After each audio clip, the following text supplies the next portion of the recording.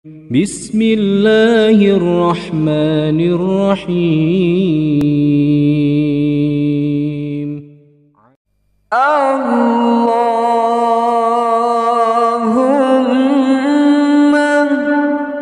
صل على النبي الهاشمي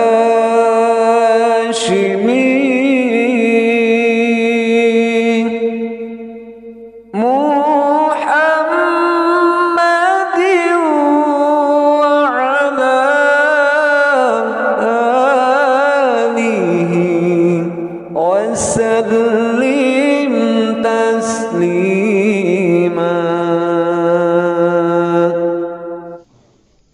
Bismillahirrahmanirrahim.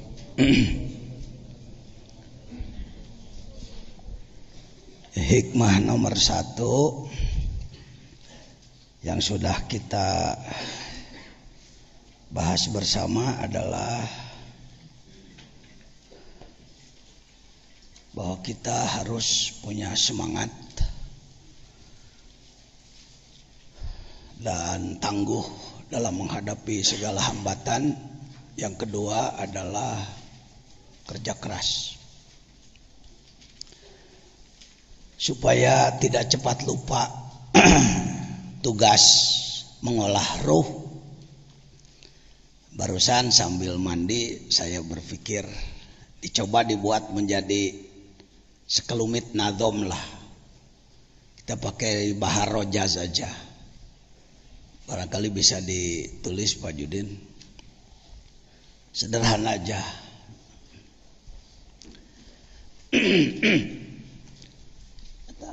Mana di Mang Jamal mana? Malamat wae. Anas datang deh. Tanu limaan ulah jauhnya. Loba keperluan tah hilap dia naon. Selampe. Oke. Alam mulki mal selampe mal. Malakut jabarut lahut mangga. Malakut jabarut lahut jasad kolbu fuad siri olah tungtut. Pakai Sunda aja dulu ya. Jasad kolbu fuad siri olah tungtut mangga. Alam malakut jabarut lahut jasad kolbu fuad siri olah tungtut. Ruh jismani sultani, ruh jismani rohani sultani kudsi mangga.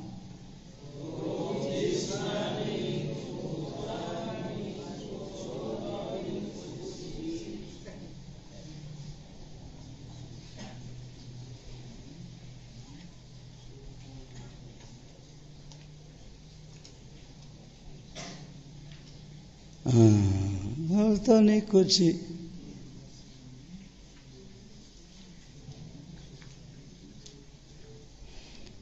Urang terus berjuang nembuskeun diri. Lah kitu enak dongna. Urang tembus berjuang nembus, urang terus berjuang nembuskeun diri. Yuk.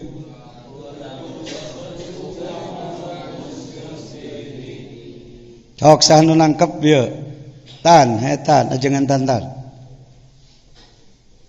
Dimulai. Margi setiap orang bade mulai hikam saya apa itu memandangkeun heula nazom nu nembe. Tadi teh hikam jadi teu berdaya guna, teu berfungsi upami urang teu apa keur naon ngaji hikam teh gitu. Ketika ngaji hikam teu nganggo wawasan anu nembe, jadi ilmu aksesoris, jadi ilmu hiasan aja Kang Cecep. Nggak jadi ilmu berfaedah. Karena memang yang mengkajinya juga tidak sedang melakukan suluk, melakukan perjalanan ruh kepada Allah. Bagi bapak-bapak yang barangkali belum mendapatkan ijazah atau baiat talqin, mudah nanti, cuma 10 menit itu. Nanti pada hikmah tertentu, bisa jadi halaman 40 hikmah tentang zikir, saya menyampaikan itu. Atau di mana aja lah bisa. Yang jelas diupayakan ketika ngaji kita punya wudu ya, punya wudu. Batal wudu, wudu dulu. Air banyak di sini. Tok diulang ajangan tantan. Ajangan tantan di degrata. Batasan uwa. Saya mengistilahkan uwa aja ya. Orang sini menyebut saya wahaji. Jadi supaya genah si uwa lah gitu. Pakai si aja sama-sama aja. Yuk.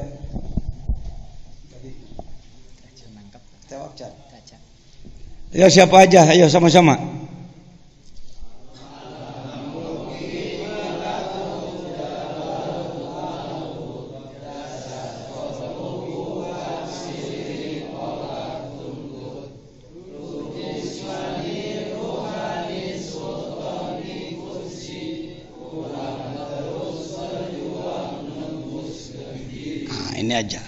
Ini aja cukup modal awal, dan ini dolatul mukminin,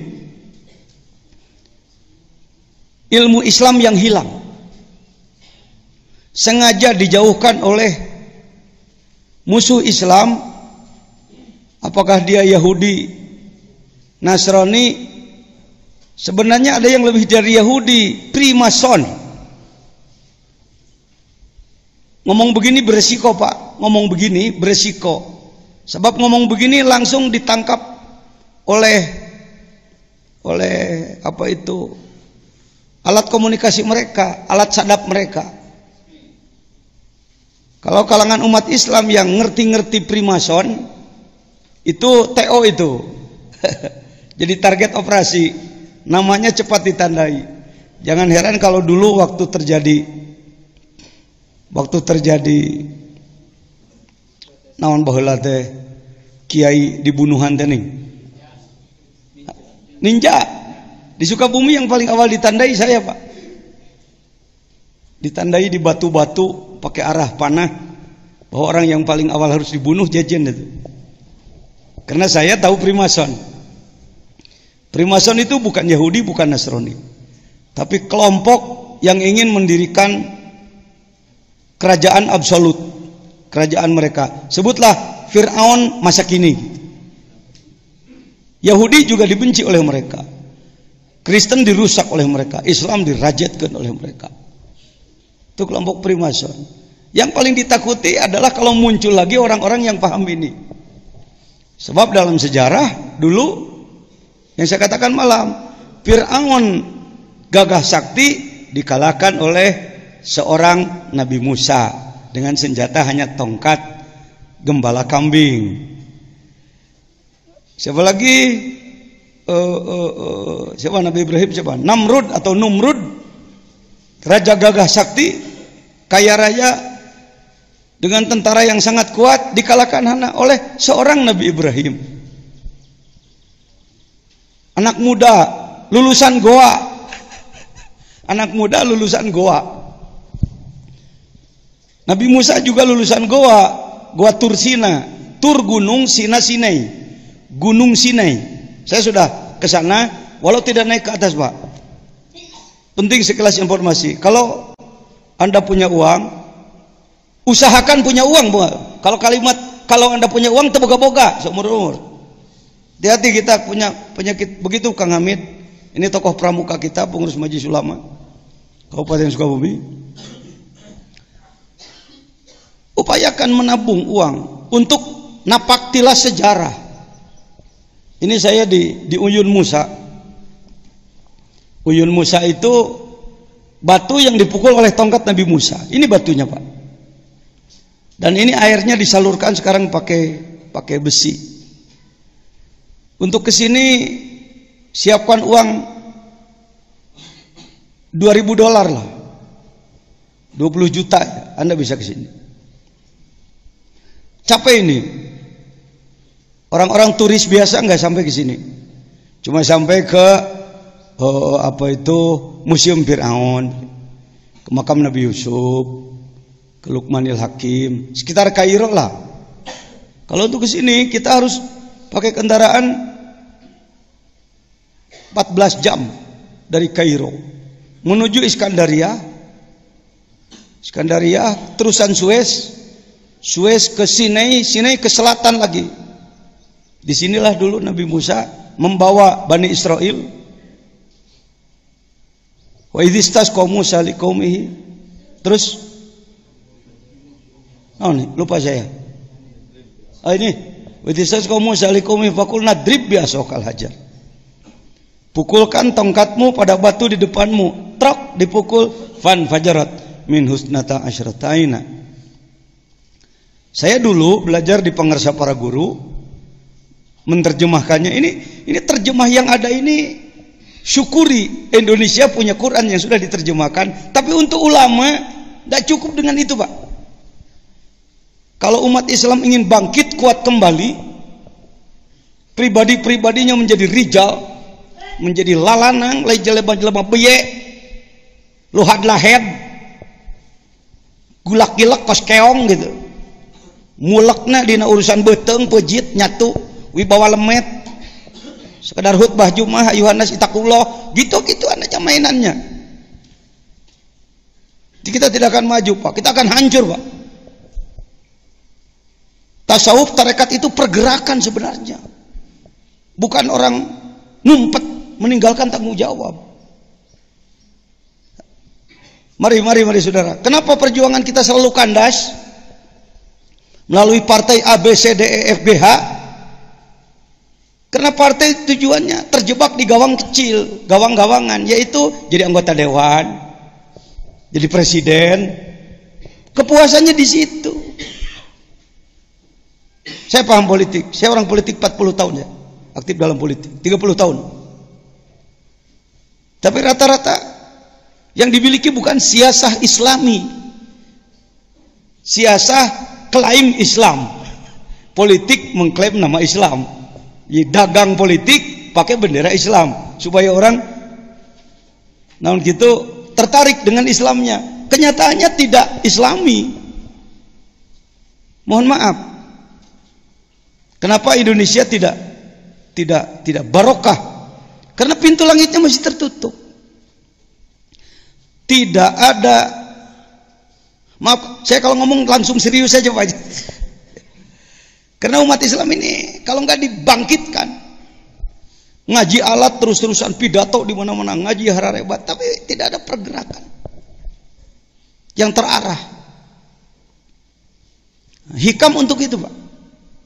Jadi hikam bukan kitab aksesoris kebanggaan untuk gaya-gayaan, bukan.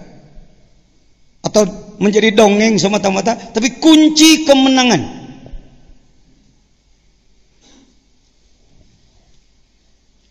Ratusan tahun Baitul Maqdis dipegang oleh Kristen. Siapakah yang mampu merebutnya? Sayyid Salahuddin Al-Ayyubi radhiyallahu anhu. Berapa tentaranya? 200.000. Mengapa tentaranya? Bayangkan, dari Irak berjalan sampai ke Palestina. Berapa ribu kilometer itu? 200.000 orang. Dan menang, merebut kembali Baitul Maqdis. Sehingga Baitul Maqdis dipegang oleh Islam. Siapakah pasukannya? Murid Syekh Abdul Qadir, itu para ahli tasawuf. Ya, jadi tasawuf bukan kayak mah kayama jebret-jebret nyalahkeun batur. Bukan. Tasawuf itu cerdas, tasawuf itu gesit, tasawuf itu giat, tasawuf itu maju. Tasawuf itu disiplin. Militer, Pak. Militer itu militan. Militan itu milit itu orang yang ngadarah daging segala urusan gitu. Ya. Nah, ini barisan militansi Islam. Sufi itu begitu dari sananya. Cuma di Indonesia karena sudah dipukul oleh Belanda dulu, maka tasawuf jadi acak-acakan. Acak-acakan. Itulah batu yang dipukul dengan Nah, fanfajarat minhu, kalau melihat terjemahnya, dan ingatlah ketika Musa memohon air untuk kaumnya, lalu kami berfirman, pukullah batu itu dengan tongkatmu, lalu memancarlah daripadanya 12 mata air. Ini daripada nyahnya ini. Kalau terjemah biasa, nyahnya itu ke batu, maka keluarlah 12 mata air dari batu itu. Saya lihat di batunya cuma 1 mata air. Makanya boleh merujukan nyahnya ini kepada darbu. Wa idzas qaum Musa likum faqulna drib bi asaqal hajar fanfajarat minhu, saking ye darbu opo isnata asrotaina 12 apane aina mata air. Bahkan para ahli tasawuf, galilah oleh kamu kalimat inti 12 huruf la ilaha illallah. Dakadinya hayo he dongeng 12 huruf di ditu ceng. 12 apa? 12 mata air. Airnya mengalir aja sampai sekarang. Kumaha carana maneh boga itek nu bisa nenggel kolbu maneh ke bijil 12 sifat tina diri salira. Syekh Abdul Qadir dalam Manqobah disebutkan memiliki 12 sifat yang kalau seluruh air di muka bumi dijadikan tintanya, seluruh kayu dijadikan kalamnya, tidak akan sampai untuk menulis 12 sifat. Bagaimana bisa ditulis wong sifatnya ngalir ti Allah? Mari kita apa itu benda-benda tak bermakna, senal butut, MR butut, kita daur ulang, kita mendaur ulang diri, mengolah diri kembali. Tekudu nepi jadi masinis, jadi penumpang yang baik lah. Mikiran hayang jadi wali mah bisi keburu stres, jadi henteu edan ngeus. Mending kumaha, jadilah penumpang yang baik. Kereta api itu bisa 15 gerbong kalau ke Jawa Timur. Masinisnya cuma 2, tapi penumpangnya per gerbong 50, 750 orang. Mungkin kita kebagian paling belakang kelas kambing. Dengan kambing, dengan areng, kecelak beletuk benyol. Ditubruk apa? Tubruk kambing, kecelak burusut, arang-arang hitam ke muka, hidung. Sampai di Gubeng, di stasiun Surabaya, kalau penumpang eksekutif dihormati polisi PJKA. Selamat datang Pak, silakan istirahat di ruang eksekutif. Air hangat, air dingin, ruang AC, ruang panas. Pelayan-pelayan cantik sudah siap di situ. Itu kelas eksekutif. Kelas ekonomi, ya pokoknya lewat dihormati, selamat datang Pak. Kelas kambing tidak punya karcis, dikejar polisi. Maaf karena dalam lidah diri saya ada darah Jawa juga, ada darah Cina, ada darah Jawa, ya darah Arab. Kalau saya dina pribadi cenah cek indung, jadi puntenna mun ngomong nasok rajin. Si gajah Jawaeun lain gagayaan tuh. Ya. Hei, siapa kamu? Siapa kamu? Jajan Pak, jajan Pak. Goblok kamu? Ya Pak, saya goblok Pak. Kenapa kamu benjol-benjol? Kambing Pak. Kenapa kamu kena kambing? Maklum, paling belakang Pak. Gerobak paling belakang Pak. Kenapa kamu hitam-hitam? Areng Pak. Kenapa kamu lari-lari? Takut ditangkap Bapak Pak. Kurang ajar kamu? Ya, saya kurang ajar Pak. Sudah marahnya Pak? Sudah goblok? Ya Pak, saya goblok Pak. Pak ini mana Pak? Gubeng tolol. Ini Jawa Timur, Surabaya. Alhamdulillah, goblok-goblok sampai. Paham? Ini obat putus asa ini. Ini penting, ini filosofi, ini sastra, ini hikam ini yang saya sampaikan. Kita kebanyakan putus asa, nggak mau jadi, karena nggak bisa jadi supir, jadi nggak mau jadi penumpang. Ayo yuk, lakukan perjalanan ruh. Oh nggak pantas saya mah. Kalau anda nggak pantas, siapa yang pantas? Orang lain Pak, orang lain sama aja, jelek sama saya, sama kita jeleknya. Ketika ditanya, nggak pantas juga. Sulit cari bahan baku di dunia ini. Jadi mau daur ulang, MR butut-butut acan. Hei kelompok butut, yang ngomong juga lebih butut dari yang denger. Mari kita olah, kita daur ulang diri kita. Minimal kalau kayak kereta api jadi apa? Penumpang goblok. Penumpang paling belakang. Pak, siapa yang gak kenal Mbah Yai Makhtum Hanan, sesepuh pesantren Babakan Ciwaringin, yang pesantrennya berapa? 30 hektar ya. 30 hektar, santrinya 7.000. Saya sini baru 30 tahun, santrinya cuma 300. Beliau dengan saya.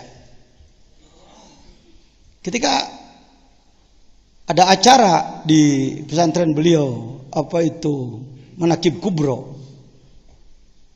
Saya murid beliau, Pak. Saya belajar silsilah Haramain dari beliau. 20 tahun yang lalu saya datang ijazah pada beliau dan saya amalkan sekemampuan yang ada. 20 tahun kemudian saya datang, ceritanya sebagai Rois Jamiah Thariqah. Jadi beliau melihat saya hari ini, tidak melihat saya dulu. Saya tetap datang ke situ sebagai si jajan yang dulu, yang miskin, yang sengsara. Nah, ketika dalam dialog, maaf saya sitir, ini ada keluarga beliau, murid beliau. Beliau mengatakan kepada saya, Yai Jajan, bicaralah. Jangan menunduk-nunduk begitu. Saya memerlukan masukan. Saya ini goblok, saya ini tolol. Bayangkan seorang syekh yang banyak orang memandang beliau sebagai waliyum min auliyaillah. Bicaranya seperti itu. Itu orang-orang bertanggung jawab, begitu Pak perasaan hari ini. Walaupun oleh orang lain sudah dibesarkan, dijempolkan, disyekhkan, diapakan, dia tetap, buktinya kita masih kalah, kita masih ketinggalan, kita masih dilindas. Mana kebangkitan? Mana kebangkitan? Saya sebagai formatur kemarin mengajukan beliau sebagai mustasyar Nahdlatul Ulama Jawa Barat. Pengarsa Abah Suryalaya yang sudah dikenal betapa banyak karomah yang melimpah dari Allah melalui beliau. Ketika ditanya, Abah mah kieu we bager. Bah sudah sampai di mana dikirnya? Abah mah macul aja, jangankan panen, tandur aja belum. Ini beliau. Saya disebut sebagai khodim beliau, wakil beliau bahkan. Kalau ditanya, Abah mah jangankan panen, tandur aja belum. Maka saya sebut dikir seperti kita. Tidak bermaksud merendahkan. Kelasnya kelas playgroup, masih kelas anak TK playgroup, karek sakitu. Kita ini potensial, dalam diri kita ada semua bahan untuk didaur ulang, potensinya ada, tetapi punya pembimbing yang faham apa enggak? Syukuri kita bisa belajar kitab, ilmu-ilmu pada pengarsa para guru. Quran, hadis, tauhid, fikih, tasawuf, nahwu, syaraf, ma'ani, bayan, badi, makulat, wadu, istiqaq, munadharah, mantik. Kata orang saya dianggap lulus dalam ilmu-ilmu tersebut, sehingga diizinkan buka lagi pondok. Dan banyak nih antara lain alumni-alumni yang jadi kelas kiai, punya pesantren lagi. Tetapi untuk roh, saya sendiri masih mentah. Itu yang saya sampaikan tadi malam. Saya ini orang sakit tapi sadar dirinya sakit. Jadi mau masuk rumah sakit gitu. Ada harapan sembuh mudah-mudahan. La ilaha illallah, la ilaha illallah, la ilaha illallah, Muhammadur Rasul.